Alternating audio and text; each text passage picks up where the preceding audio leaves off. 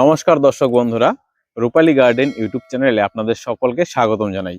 দর্শক বন্ধুরা, কয়েকদিন যাবত আমি শুধু স্ট্রবেরি গাছের ভিডিও দিচ্ছি, তার কারণ স্ট্রবেরি গাছে এই সময় একদম সঠিক সময় হচ্ছে গাছের পরিচর্যা করার এবং গাছে ফল নেবার।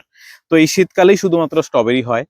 আর আমার ড্রাগন গাছে এখন হচ্ছে গ্রোথের সময়। এখন ড্রাগন গাছে ফলের আহ পরিস্থিতি নেই।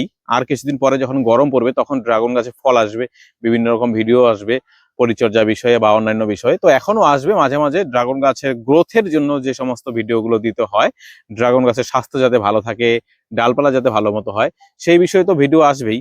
তো আজকে আমি স্ট্রবেরি গাছের ভিডিও নিয়ে আসলাম। এখানে কিছু পরিচর্যার কথা বলবো, আর আপনাদের কিছু জাতের সাথে পরিচয় করিয়ে দেবো যে কোন ধরনের জাত কিরকম ফলন দিচ্ছে, সেই নিয়ে আজকে একটু ভিডিও করতে এসেছি।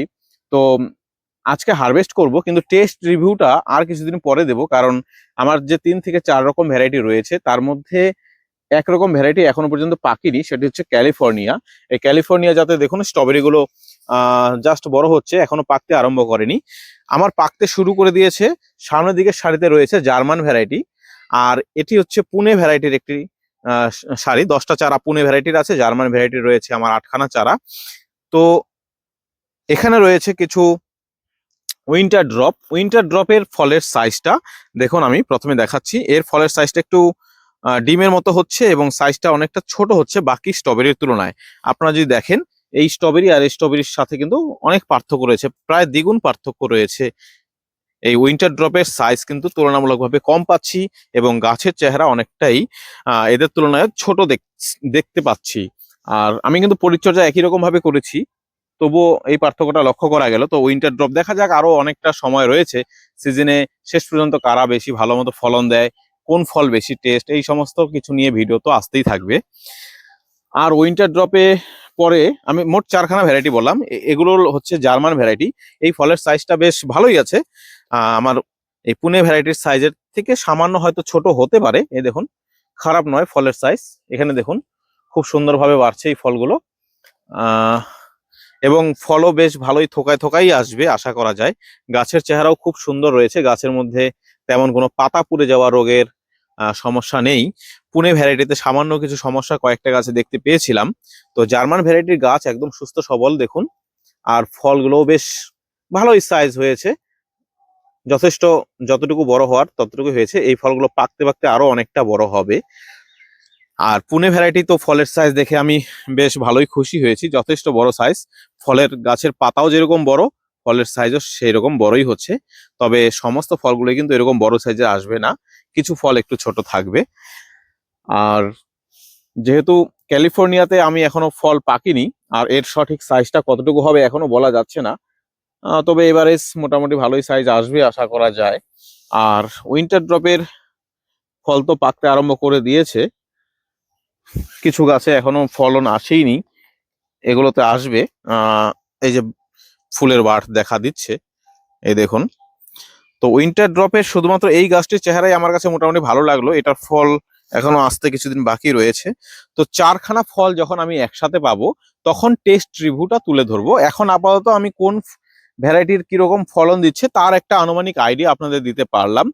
টেস্ট আমি আজকে শুধুমাত্র এই দুটো ভ্যারাইটিরই টেস্ট করতে পারবো হয়তো। তো আমি চাচ্ছি একদিনে যখন 4টা ভ্যারাইটির টেস্ট করতে পারবো, সেদিনই আমি টেস্ট রিভিউ নিয়ে একটা শুধুমাত্র ভিডিও নিয়ে আসব। তো আজকের ভিডিওতে এটাই বলবো যে আপনার গাছে যদি পাতা পোড়া রোগ থাকে, তাহলে অবশ্যই গাছে গোড়ায় হয় প্রচুর পরিমাণে জল দেওয়া হয়ে গিয়েছে, অথবা প্রচুর পরিমাণে রাসায়নিক সার বা যে কোনো সার বেশি ব্যবহার করা হয়েছে। ব্যবহার করলে পরে এরকমটা হতে পারে। তো আপনি কি করবেন, গাছের গোড়া মাটি একটু খুঁড়িয়ে মানে আলগা করে দিবেন, এবং যাতে মাটিটা একটু ঝুরঝুরে হয়। আর গাছে অবশ্যই ফাঙ্গিসাইড স্প্রে করবেন, যে কোনো ম্যানকোজেব গ্রুপের ফাঙ্গিসাইড আপনারা স্প্রে করতে পারেন। আর গাছে কি খাবার দিবেন, স্ট্রবেরি গাছে আপনারা গাছের গোড়ায়ও খাবার দিতে পারেন, সাথে পাশাপাশি পাতাতেও স্প্রে করতে পারেন। আপনারা মাঝে মাঝে পিজিআর স্প্রে করে দিতে পারেন, যাতে ফুল বজায় থাকে বেশি গাছে, তাহলে ফলও বেশি আসবে। এনপিকে 19-19 অথবা 20-20-20 এনপিকে, এটাও আপনারা স্প্রে করতে পারেন। গাছের একটা ব্যালেন্স সার ওটা, এনপিকে 20-20-20 বা 19-19-19, তাহলে গাছের গ্রোথও যেরকম থাকবে, গাছে ফুলও থাকবে, গাছের স্বাস্থ্য অনেক ভালো থাকবে। আর মাঝে মাঝে পারলে সর্ষের খোল পচা জল দিবেন গাছের গোড়ায়। মোটামুটি 10 থেকে 15 দিন অন্তর অন্তর দিলেই হবে, এবং অবশ্যই পাতলা করে গুলে দিবেন।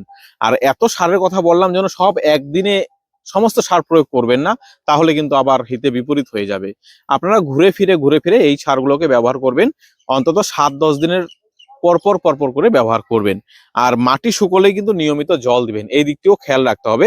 স্ট্রবেরি গাছ কিন্তু একদম শুকনো মাটিতেও হবে না, একদম অতিরিক্ত জলে ভিজে যাবে এরকম মাটিতেও হবে না। তো মাটিতে যেন একটু রসালো ভাব থাকে, সেই দিকগুলো খেয়াল রাখবেন। তো দর্শক বন্ধুরা, কিছু ফল আমরা হারভেস্ট করে নিই, যেগুলো দেখুন একদম ডিপ কালার হয়ে গেছে, একদম রক্ত কালার, দেখতেই পাচ্ছেন খুব সুন্দর হয়েছে। এরকম ফল বাজারে কেউ যদি বিক্রি করে তার কিন্তু ডিমান্ড আলাদাই থাকবে। একবার দেখুন ফলটা কি সুন্দর, একদম গঠন, চতুর্দিকে এর রং খুব সুন্দর হয়েছে। শুধু এই একটি ফল না, এই যে দেখুন খুব সুন্দর কালার হয়েছে, আর খুব সুন্দর এর সুগন্ধ আমি এখনই পেয়ে যাচ্ছি। খাওয়ার সময় তো সুগন্ধ আরো ভালো থাকবেই, এখনই যথেষ্ট খুব সুন্দরভাবে সুগন্ধ বেরিয়ে আসছে এর মধ্যে থেকে। এই দেখুন কি সুন্দর ফলগুলো, সত্যি।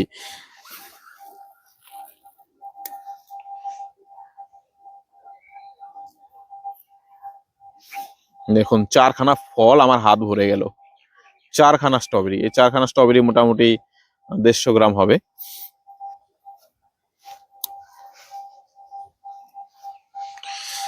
আপনাদের এই পাশেই দেখাচ্ছি উইন্টার ড্রপ, আর এই ফলের সাইজের মধ্যে পার্থক্যটা দেখুন। এই দুটো ফল মিলেও না এর একটা ফলের সাইজে সমান হবে না, আপনারা এই পার্থক্যটা খেয়াল করুন। এই পুনে ভ্যারাইটির সাথে উইন্টার ড্রপ, এটা অনেক নাম শুনে এর মধ্যে এসেছিলাম যে উইন্টার ড্রপ ফলন ভালো দেয়, আর অনেকদিন শীত শেষ হয়ে যাওয়ার পরও এর ফল থাকে। দেখা যাক, মানে কোনো একটা গুণ তো অবশ্যই রয়েছে, না হলে এই উইন্টার ড্রপ নিয়ে এত আলোচনা হতো না। এই স্ট্রবেরি গুলো যেরকম বড় হয়েছে সেরকম রঙিনও হয়েছে, এবং এর কিন্তু সুগন্ধটাই আলাদা দেখতে পাচ্ছি। আর এর মধ্যে সুগন্ধটা সামান্য একটু কম দেখতে পাচ্ছি, তবে পরবর্তীতে টেস্ট রিভিউ দেখে আমাদের বুঝতে হবে যে কোনটা কিরকম খেতে।